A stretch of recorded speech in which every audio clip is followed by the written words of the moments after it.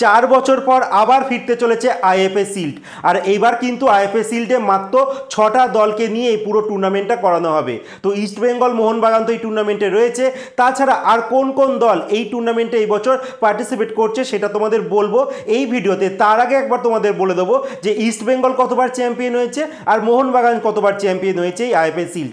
তো এখনও অবধি এই আইএফএ শিল্ডের সবথেকে বেশি চ্যাম্পিয়ন হয়েছে ইস্টবেঙ্গল দল, তারা 29 বার চ্যাম্পিয়ন হয়েছে। আর মোহনবাগান চ্যাম্পিয়ন হয়েছে 20 বার। মোহনবাগান শেষ এই আইএফএ শিল্ড চ্যাম্পিয়ন হয়েছে 2003 সালে, আর ইস্টবেঙ্গল শেষ আইএফএ শিল্ড চ্যাম্পিয়ন হয়েছে 2018 সালে। আর এই টুর্নামেন্টটা লাস্ট হয়েছিল আজ থেকে ঠিক 4 বছর আগে, মানে 2021 সালে হয়েছিল। তখন রিয়াল কাশ্মীর চ্যাম্পিয়ন হয়েছিল। তো রিয়াল কাশ্মীর পরপর 2 বার কিন্তু আইএফএ শিল্ড চ্যাম্পিয়ন হয়েছিল। তারপর থেকে 4 বছর এই আইএফএ শিল্ড হয়নি।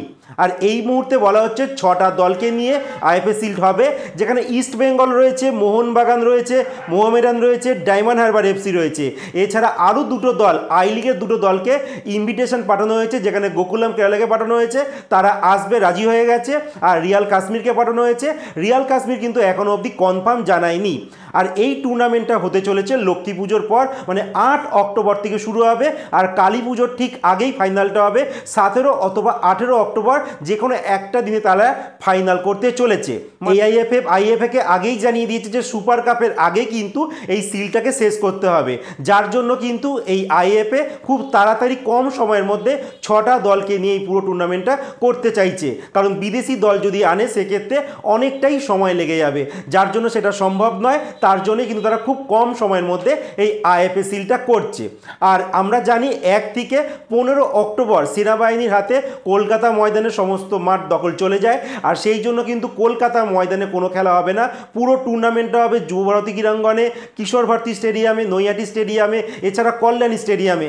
এই সমস্ত মাঠেই কিন্তু এইবার কিন্তু আইএফএ শিল্ডের পুরো টুর্নামেন্টটা হবে। টোটাল 6টা দলকে 2টো গ্রুপে ভাগ করে দেওয়া হবে।